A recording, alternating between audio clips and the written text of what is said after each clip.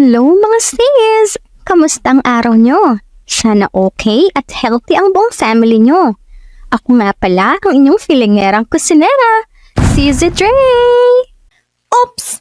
Pero teka, kung bago ka pa lang sa channel ko, baka naman pwedeng palambing dyan at mag-subscribe na.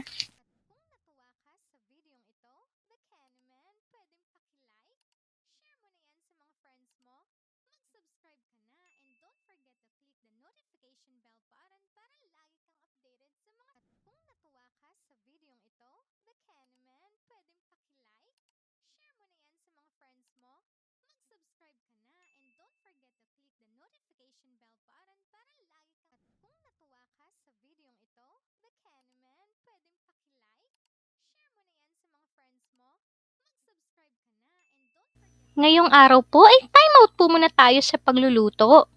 Opo, tamang kwentuhan po muna tayo tungkol sa ating mga buhay-buhay. Lalo na po may mga sisi tayong nagtatanong or nagtataka bakit wala na po masyadong upload ang inyong filingerang kusinera.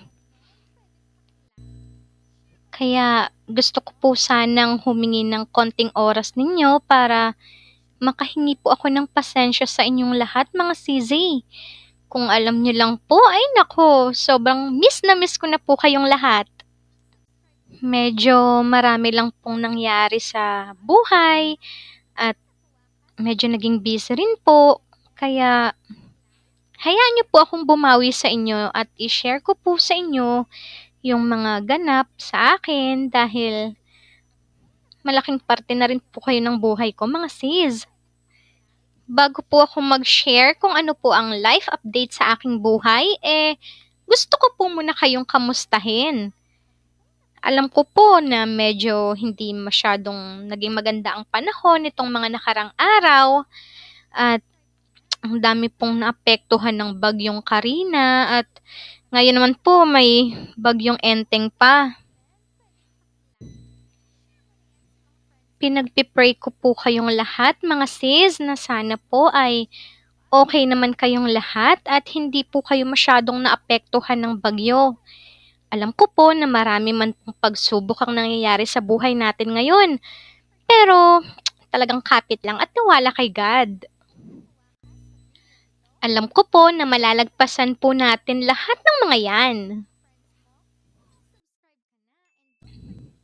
So, ngayon po, hayaan niyo po ako na mag-start na i-share sa inyo ang mga ganap or nangyari sa aking buhay at kung ano-ano po ang mga dahilan bakit po hindi ako masyadong nakakapag-upload sa ating munting channel.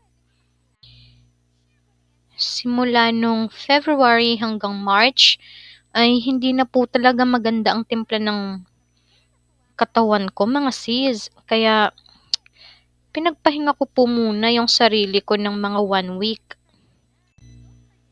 Yung nangyari po kasi nun mga sis sobrang inuubo po ako ng bonggang-bongga na halos dumating na po sa point na medyo nahihirapan na rin po akong huminga. Yung, alam niyo po yung parang ubo na halos nanggagaling sa ilalim ng lupa. Medyo exage pero ganun po yung experience ko. Dry cough, yung mga ganun po. Kaya talagang sobrang hirap ilabas, ang sakit sa lalamunan, sabay mo pa yung sore throat. Hay, naku, sakit talaga mga sis.